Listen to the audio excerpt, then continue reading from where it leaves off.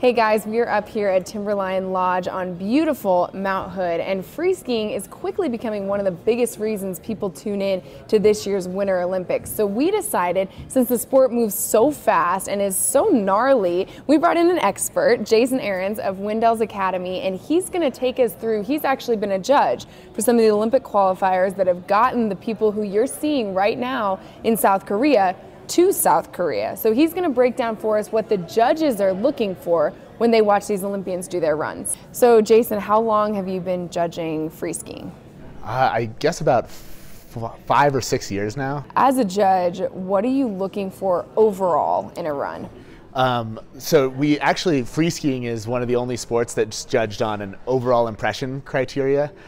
So it's broken down into 5 elements, being progression, amplitude, variety, execution, and difficulty. So compared to what we saw in Sochi, compared to what we're seeing people throw in South Korea, how far has the sport progressed for a sport that is only in its second Olympics? Overall the sport is growing like crazy and progressing at a rate that I feel like not many can even keep up with. It's going to be perfection and execution and them just doing everything that we never thought was possible at the last Olympics. And if the weather's good that day, it could probably progress the sport 2 solid years in that one day of competition. So now we're going to move into having you actually break down some of these things in slow motion. So what are you looking for? All right, so that's a double cork 1080. That's right up there with like the technicality that we'll be seeing in the Olympics. A lot of double corks, a lot of 1080 rotations, which is 3 full spins around, a lot of 1440s being 4 spins.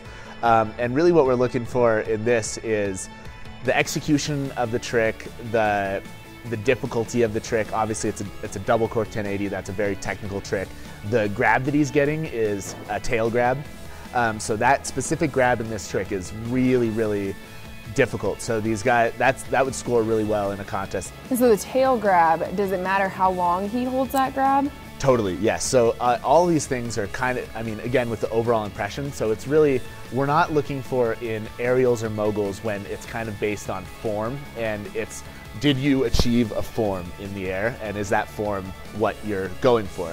For us, it's more about kind of keeping the style in it and doing things that are a little bit unique, but how you're doing them in a way that sets yourself apart from everybody else. So grabbing tail on a trick of this difficulty is really, really difficult because it's shifting your body weight, you're reaching back, you're holding onto a part of your ski that's not directly under your foot.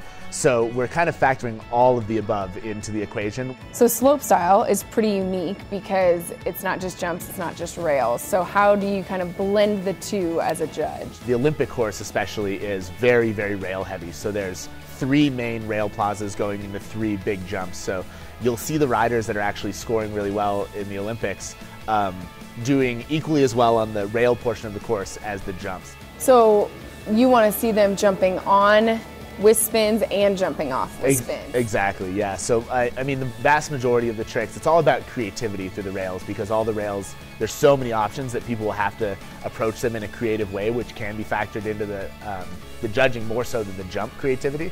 So Jason, thank you so much for coming out and explaining one of the fastest growing Olympic sports to us. Now, all of you guys at home for your Olympic watch parties are well equipped with the lingo of corks and rodeos and 1440s, misties, all of the above. And if you want to come out and try it yourself, Windell's does do camps through the summer. You can sign up with them to come out, learn more about it, or even give it a try if you are brave enough. I, for one, am going to leave it to the pros, and I'm grateful that you came out and spent some time with us to explain it. So thank you so much for doing that. For Game On, I am AJ McCord. I'll send it back to you guys.